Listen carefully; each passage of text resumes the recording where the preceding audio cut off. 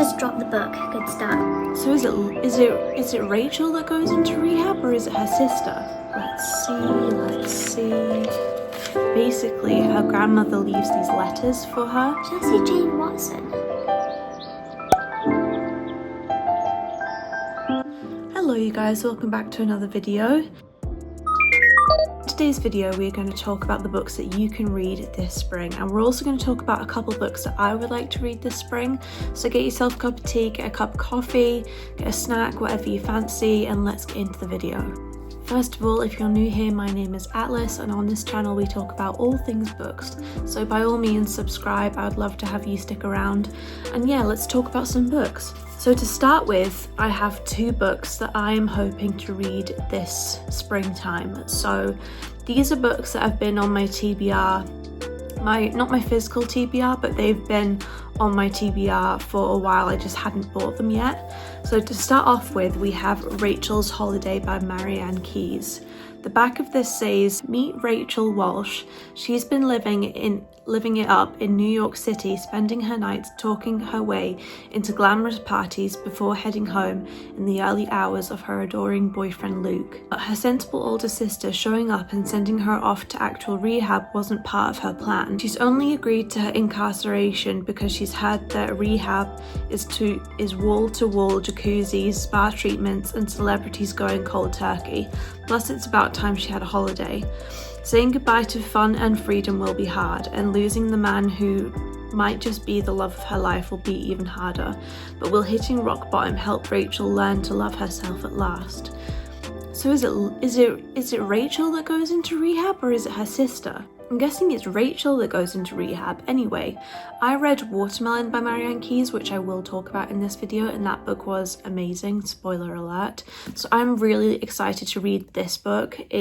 Honestly, Marianne Keyes' writing is so good, and I'm really excited to dive into this book. The next book we have is The Drink Shrink by Zoe McCann. Oh, my eyelashes, dearie me.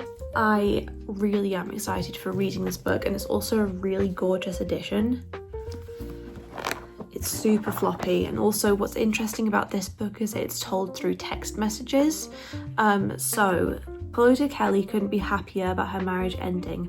Okay, she might be single, childless, and working in a bar, but she's got insight and you can't put a price on that.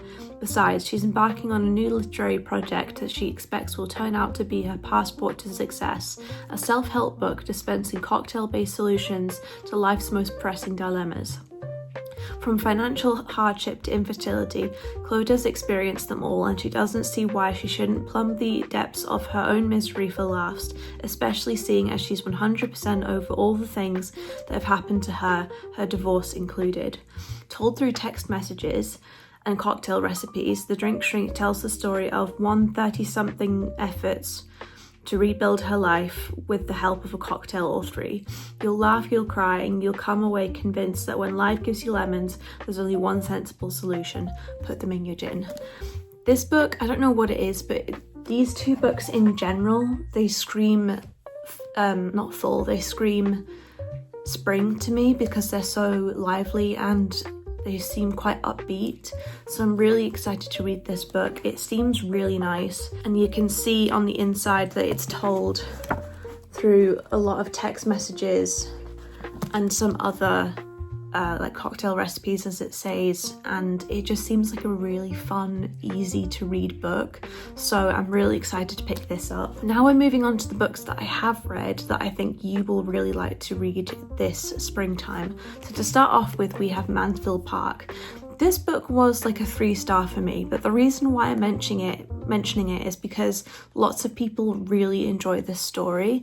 So we're following the character of Fanny Price. Fanny Price? I think it's Fanny Price.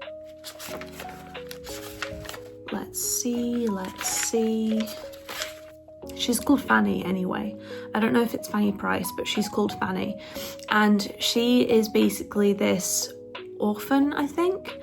And she goes to live in her aunt's beautiful place, Mansfield Park, and it's about her growing up, becoming a woman of society, and how she eventually ends up falling in love. But she is often like diminished by the other girls in the house. So it's about her like becoming a woman in a way, and it's a beautiful book to start with. Like, this cover is amazing, and I've mentioned it multiple times on this channel before. I adore this cover. It's just so beautiful. So I will not be getting rid of this book. It's just because it's set in Mansfield Park, it's got these beautiful imagery, descriptions of the gardens and the house, and it is just so, it's a really lovely book to read this time of year, so I really recommend picking this up. And the next book we have is My Grandmother Sends Her Regards and Apologizes. This book I have mentioned in multiple videos by now, and if you know me really well and you've been on my channel and you've been following my journey for a while, you'll know that I adore this book. Now, I usually recommend this book to read in fall because I think that's when this is set, but the reason why I'm bringing it up is because this book is so good, I have to talk about it. It is absolutely a beautiful, heart-wrenching story of a young girl who eventually loses her grandmother to cancer, and she has to, basically, her grandmother leaves these letters for her, and the main character is called Elsa, and she has to follow through these letters that her grandmother has left for her, and it basically involves her apologizing for the sake of her grandmother, because her grandmother is like crazy, but she calls her a superhero because she's so awesome. It's just so beautiful, and she also ends up meeting this really adorable dog, which you can see on the front cover. It's just such a wonderful story, and I think you should read this book no matter what time of year it is. It really speaks to me personally, and I've read this book twice. I absolutely love it. I will probably reread it again this year, and it is just amazing. I can't recommend it enough, and it is by Fredrik Backman, by the way. Just drop the book. Good start. The next book I have is a classic, and this is Vanity Fair by William Thackeray. Now, this story is absolutely beautiful. This edition I have is stunning. I absolutely love this edition. It also has some really stunning illustrations on the inside. Let me just find one to show you. Here we are. This book is honestly amazing. When I read this book, I felt so attached to the character Amelia and her journey, and it's honestly just a stunning story. It's obviously like a love story of how Amelia, she is coming of age, and she's coming of age. I'm trying to remember like the rest of the story. Why is it not coming to me? So we're following two different perspectives. We're following the perspective of Amelia and Becky. I just had to go and remind myself of why this book is so great, because I absolutely love this book, and I don't know why it took me so long to remember the plot of it. But we're following, like I said, we're following the perspective of Becky and Amelia. Now, Becky uses manipulation to kind of gain her way in society, whereas Amelia is more of like a pure soul, and you literally can't falter at all. I adore Amelia. And Becky is very, like I said, manipulative, and she's quite a character, honestly. Like, when I think of her, you really think, oh my goodness, how can someone be so cruel? The writer, William Thackeray, does a really brilliant job of making these characters feel alive, and it's set during the Neapolitan War. So that's a really interesting aspect to this story. I did really enjoy that part, and obviously it's such an endearing book, and I absolutely love it, and I think you should read it. Now we have Watermelon by Marianne Keyes. I adore this book. I tabbed it as I went because it was just absolutely hilarious, and this is such a brilliant story. Meet Claire Walsh. On the day she gives birth to her first child, Claire's husband James tells her he's been having an affair and now's the right time to leave her. Right for who exactly? Exhausted, tearful, and a tiny bit furious, Claire doesn't know what to do, so she decides to go back to basics and and runs home to mum and dad. But it's not the sanctuary she'd been hoping for. Juggling her sister's drama, her parents' pity, and the demands of a baby, Claire desperately misses the way things were. So when James gets back in touch, eager to put things right, Claire faces a choice.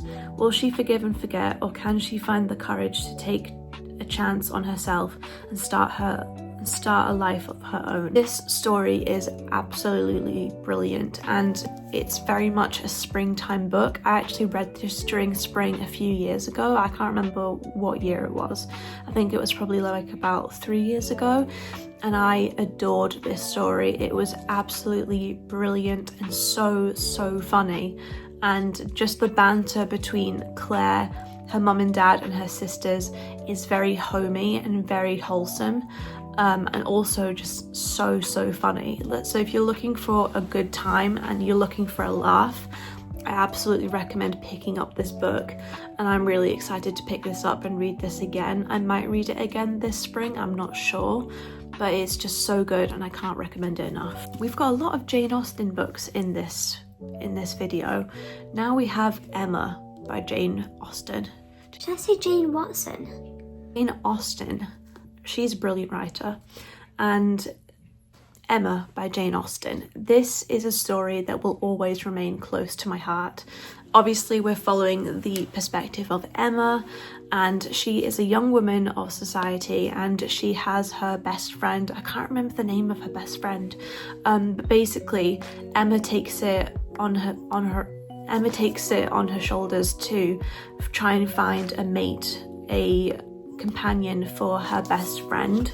I can't remember who she's called, but and basically Emma ends up learning that meddling in people's lives is not the way to go, and it is just a fantastic story of Emma learning this, not epiphany, but she learns that she can't just meddle in people's lives, and Emma can be quite tiresome to follow in this book, but it is such a good story. And again, there's beautiful descriptions of the gardens, of the house, of the weather at the time, and it's just absolutely beautiful, and I love this edition. This edition that I have also has illustrations.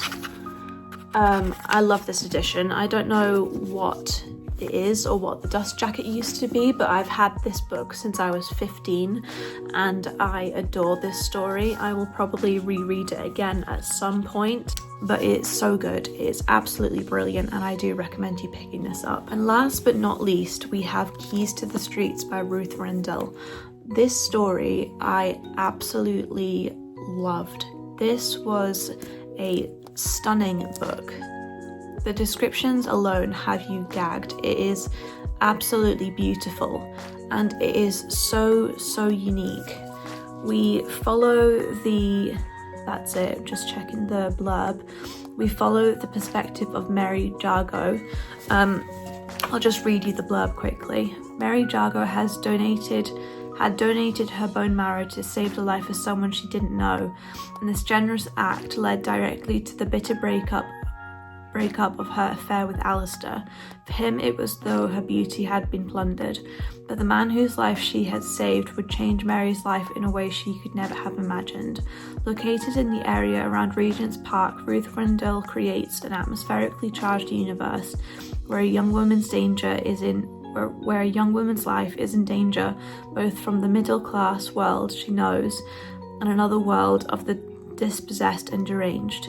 Mysterious, complex, dangerously inventive, Ruth Rendell's new novel may well be her finest achievement. This story is absolutely beautiful, and we follow the perspective of Mary, and we also follow the perspective of a dog walker, I can't remember his name, and also a homeless man. And the way these three perspectives intertwine is absolutely genius. This story is written so beautifully, and it has beautiful descriptions of, again, gardens, Regent's Park. A lot of this story takes place in the park, so it is very spring-like. and I absolutely adore this story. I really recommend picking this up. If you've never heard of Keys to the Streets by Ruth Rendell, this is your sign to try and find a copy. It is absolutely brilliant. It's a literary fiction, by the way. I just remembered I didn't really say the genres of all the books I recommended, but you kind of get the gist. So this book is just fantastic and I can't talk about it enough. It's brilliant. I annotated my time with this book. You can kind of see my annotations. It's a wonderful story. And with that, I will stop talking. So these are the books that I think you should read this spring. Also a couple books that I'm going to read this spring. It is a really lovely time of year and I hope that you are enjoying it wherever in the world you are. Thank you so much for watching this video. If you would like to see more videos like this, then please by all means comment down below. I also do reading vlogs on my channel and I do cozy bookish vlogs. I also sometimes do reading challenges. I'm hopefully going to be doing a reading challenge very soon. So if you like that type of thing, then by all means subscribe. I would love to have you around. Thank you so much for watching this video. I love you millions and I will see you in the next one. Bye bye.